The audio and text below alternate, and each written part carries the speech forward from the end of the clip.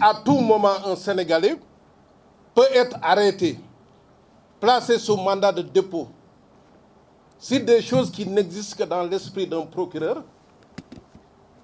croyez-moi, on ne peut plus parler de sûreté humaine, ni de sécurité humaine. Et vous comprendrez l'enjeu et l'importance de cette conférence de presse. Et malheureusement, ça tombe sur aujourd'hui celui qui incarne, qui est l'emblème de la contestation au Sénégal. Guy Marius Sagna, c'est l'ennemi numéro 1 du régime.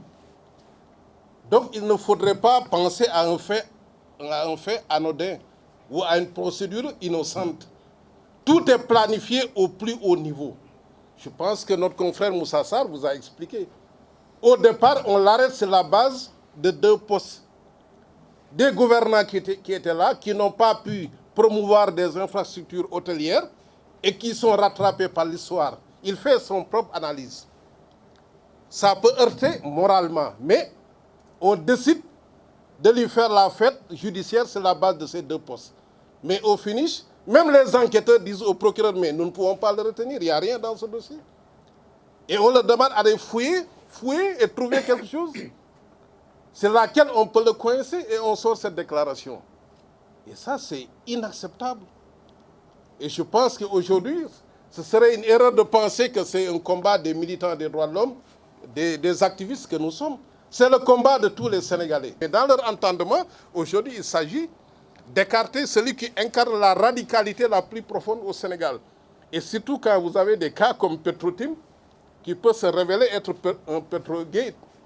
Donc il faut couper la tête de ces mouvements contestataires.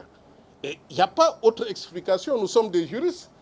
Nous qui sommes là, M. Moussa Sarr, Amadou Ali Diallo, les jeunes Sow, Ndiaye, mais s'il y avait une infraction, nous serions les premiers à respecter notre serment. Nous ne sommes plus nous sommes maintenant des acteurs judiciaires.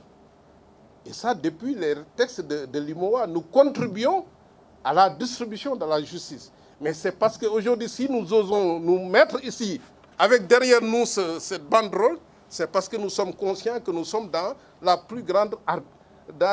devant un arbitraire qu'on ne peut pas qualifier. Mais quand nous sommes devant un cas d'arbitraire, on demande la levée sans condition. Ça dit que le juge d'instruction doit se prononcer sur cette question, sinon nous saisirons la chambre d'accusation. Parce qu'il n'y a pas de fait qui puisse justifier légalement la détention. Donc c'est une demande de main levée. Et vous verrez dans les jours à venir que le combat va s'intensifier. Nous assistons à la pure série noire, à la pure période noire de la démocratie sénégalaise. Il faut le dire.